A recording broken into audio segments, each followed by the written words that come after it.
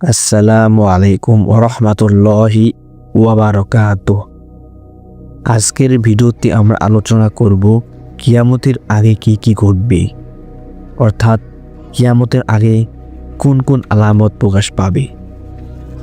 আল্লাহ তাআলা কোরআনে ও রাসূল সাল্লাল্লাহু আলাইহি ওয়াসাল্লাম হাদিসে আমাদেরকে এসব আলামতের ব্যাপারে স্পষ্টভাবে জানিয়ে দিয়েছেন। কিয়ামতের আলামত দুইভাবে ভাগ করা, ছোট আলামত এবং বড় আলামত।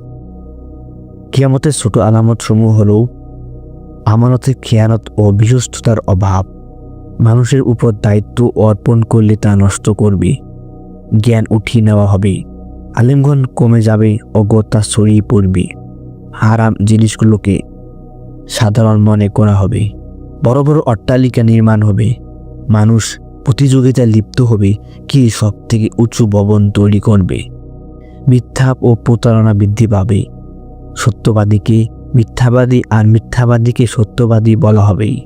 সময় দ্রুত কেটে যাবে, এক বছর যেন এক মাসের মতো মনে হবে। সুদ ঘুষ অন্যায় উপার্জন ছড়িয়ে পড়বে, আত্মীয়তার বন্ধন ছিন্ন হবে, কোরআন তেলাওয়াত করবে অনেকে কিন্তু অন্তরে প্রভাব পড়বে না, হত্যাকাণ্ড ও রক্তপাত বৃদ্ধি পাবে। এবার কিয়ামতের বড় আলামত সমূহ জেনে নেই।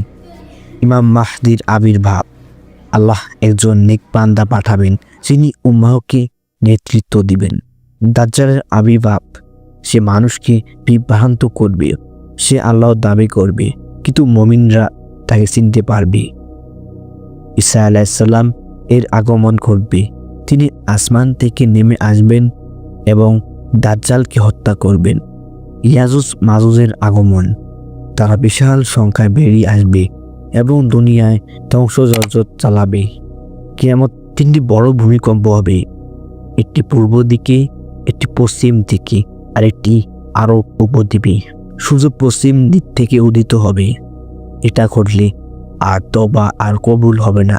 কিয়ামতের আগে এক অদ্ভুত প্রাণী বের হবে যা মানুষকে চিহ্নিত করবে, কেউ মুমিন আর কেউ কাফির, এবং কিয়ামতের শেষ ঘণ্টা বাজাবে।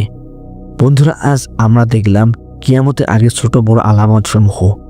অনেক ছোট আলামত ইতিমধ্যে আমরা নিজ চোখে দেখতে পাচ্ছি, অর্থাৎ শতকরা 90% প্রায় প্রমাণিত হয়েছে।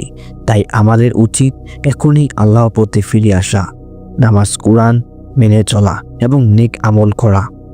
আল্লাহ আমাদেরকে কিয়ামতের ভয়াবহতা থেকে হেফাজত করুন এবং আল্লাহ আমাদেরকে কিয়ামতের ভয়াবহ থেকে হেফাজত করুন।